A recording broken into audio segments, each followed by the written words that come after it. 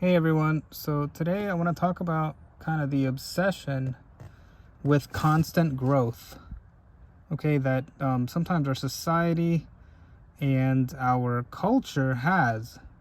And you might think, like, what what am I talking about? And really, this idea that and this is something that we see in the business world and even in people's personal lives. They sometimes think that growth is constant and that it's a good thing, for example, to just have a series of successes, sort of back to back. And the issue with that is that well, first off, it rarely happens that way, right? Like that's very unusual that there is a series of successes. But even when that does happen, it's not necessarily a good thing. So, for instance, a sign most businesses are not going to have, especially not at the beginning, but they're not going to have constant growth. So they're not going to be just sort of always on the rise, always sort of, the next quarter is going to be bigger. The next quarter it's going to have more money. Like, it's not always going to be sort of this linear or exponential, but especially not linear or not exponential. I mean, exponential means that it grows very fast. But the thing is, like, because the reality is that that things usually the way it happens is, success, you grow, and then there are periods where it slows down, or there are setbacks, there are problems, issues that happen that are beyond your control and that are a normal process of doing business with anything. Because, whether the product you're making, it doesn't always sell the same, right? Because of behavior, and even in our lives, right? Like, we can't expect every single day to be the best day ever, right? Like, we have ups and downs, we have days. And so you need to normalize the idea that it's normal for things to not be constantly growing. Everything is not always on the up every time. So, and this is important in business as well, because for some reason, people look at a resume and they think that it always has to be, and that's the same applies. Or even in a business, right? Imagine somebody is looking and they're looking at a chart and it's like, oh, we had a little dip. And sometimes it's not always indicative of a problem, because sometimes it's unavoidable. Sometimes that's exactly what is supposed to happen. And sometimes it wasn't possible for, and when you understand that, this is very clear to see, for example, in a video game, right?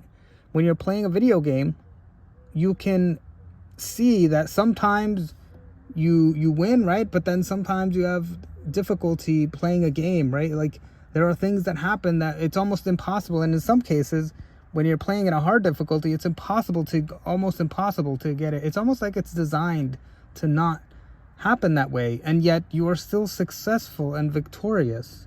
And so the idea is that with businesses, there is this constant sort of obsession with growth, and that things will always, and the thing is, it's really about thinking about the short term and not focusing on the long term. And the idea that sometimes you can have a good idea versus and so I guess what I'm arguing is that you might say, well, what is the solution to this, right? Because clearly, you have to have some growth. And the idea is, I think, ideas, whether it's a business idea or it's a interpersonal idea, but the point is the merit of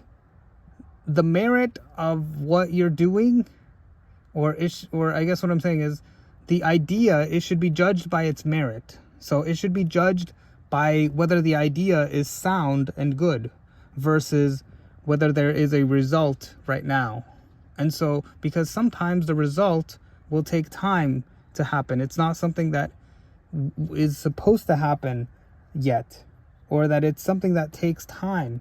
And so when you think of it that way, you will see that it's part of the process. And also The idea that you can't just give up when you see that it's not always perfect, right? And you also can't make a judgment whether somebody has succeeded or failed based on sort of this constant growth concept, this idea of, because it's not always, everything is not always going up, up, up.